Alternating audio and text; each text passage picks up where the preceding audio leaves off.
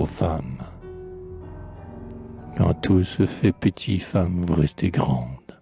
En vain, aux murs sanglants accrochant des guirlandes, ils ont ouvert le bal et la danse. Ô nos sœurs, devant ces scélérats transformés en valseurs, vous haussez, châtiment, vos charmantes épaules. Votre divin sourire extermine ces drôles.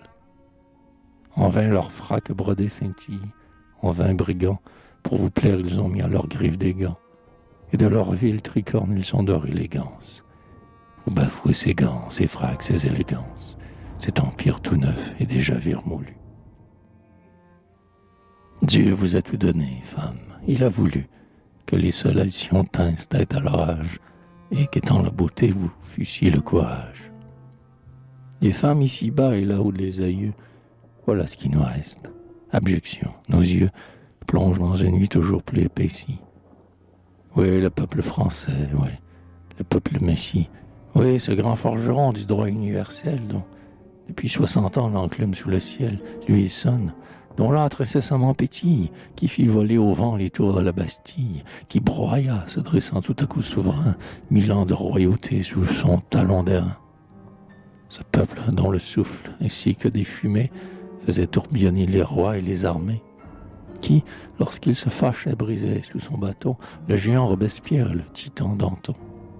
Ouais, ce peuple invincible, ouais, ce peuple superbe, tremble aujourd'hui, pâlit, frissonne comme l'herbe, claque des dents, se cache et n'ose dire un mot devant Magnan ce reître et trop long ce Grimaud. Oui, nous voyons cela, nous tenons dans leur serre, mangeant les millions en face des misères. Les fortoules, les rouères, êtres stupéfiants, s'étalent, on se tait, nos maîtres horrifiants, à Cayenne en un bagne abîme d'agonie, à coupler l'héroïsme avec l'ignominie. On se tait, les pontons râlent, que dit-on? Rien. Les enfants sont forçats en Afrique, c'est bien. Si vous pleurez, tenez votre larme secrète. Le bourreau, noir faucheur, debout dans sa charrette, revient de la moisson avec son panier plein, pas un souffle. Il est là, ce Tibère Iselin, qui se croit scorpion et n'est que scolopendre, fusillant et jaloux de hainaut qui peut pendre, éclaboussé de sang, le prêtre l'applaudit. Il est là, ce César chauve-souris qui dit au roi, voyez mon sceptre, ô gueux, voyez mon crime. Ce vainqueur qui, béni, lavé, sacré et sublime, de deux pourpres vêtus dans l'histoire s'assied, le globe dans sa main, un boulet à son pied. Il nous crache au visage, il règne, nul ne bouge. Et c'est à votre front qu'on voit monter le rouge.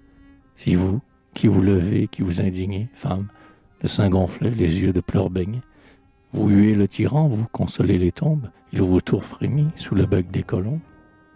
Et moi, proscrit pensif, je vous dis, gloire à vous. Oh oui, vous êtes bien le sexe fierido.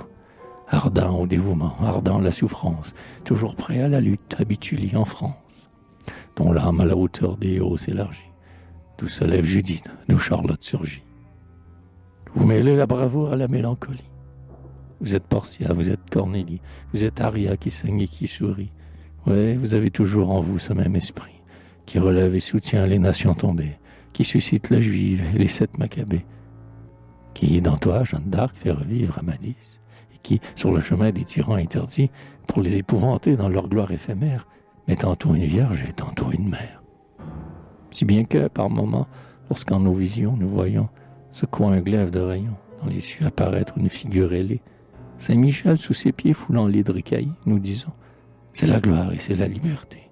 Et nous croyons, devant sa grâce et sa beauté, quand nous cherchons le nom dont il faut qu'on le nomme, que l'archange est plutôt une femme qu'un homme.